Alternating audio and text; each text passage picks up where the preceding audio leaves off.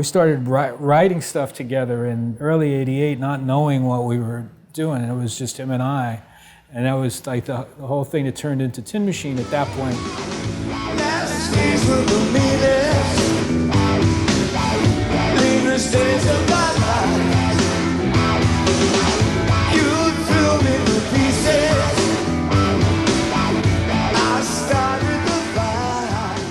I had a Tascam Porta 1 cassette.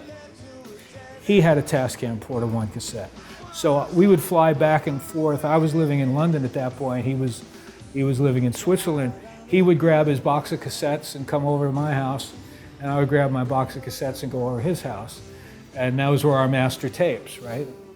And we walked 20 miles to school, barefoot, in the snow. The creative process changed all the time. Sometimes we wrote on guitars, sometimes it was guitar and keyboard, sometimes it was just on keyboard, sometimes he would just have a melodic idea and he'd say, can you put some chords against this? A lot of times I would write pieces that I felt like if I could write a 2-minute piece that felt like, that evoked a mood, felt like a soundtrack, like made you feel happy or made him feel like, you know, it was rain turning into snow and there were elephants walking down the main street, that would get the thing started.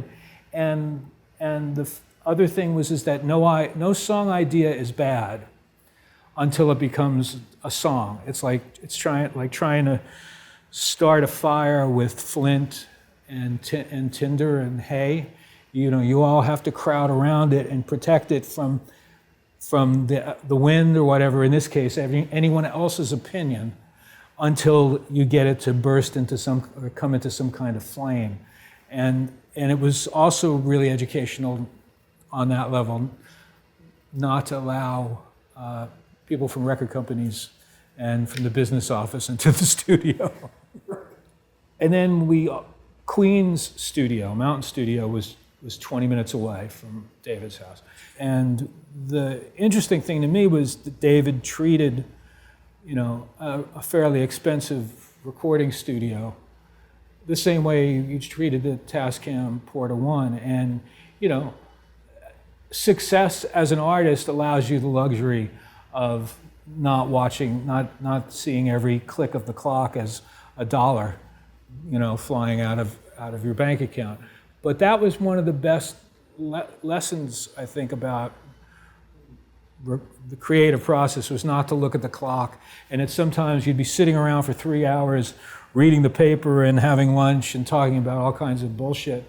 And then all of a sudden someone would pick up a guitar and then, you know, go play a chord, and you know, one of us would go, hey, play that chord again. Well, you know, now go to G diminished.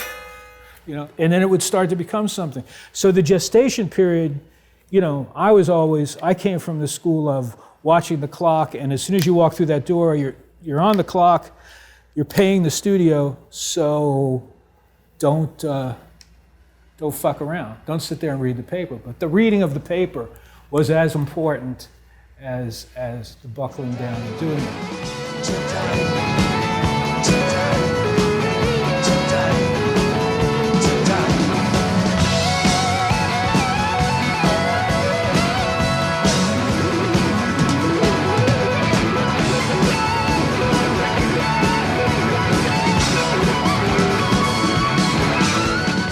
You know, I went through what were several, you know, it was 14 years and at least 3 distinctive stylistic approaches, and the band changed around me, but I quit in late 1999. I just felt like I didn't have, you know, I produced the last couple of records, and by the end I'd co-written 50-something songs with David, and all of the last record.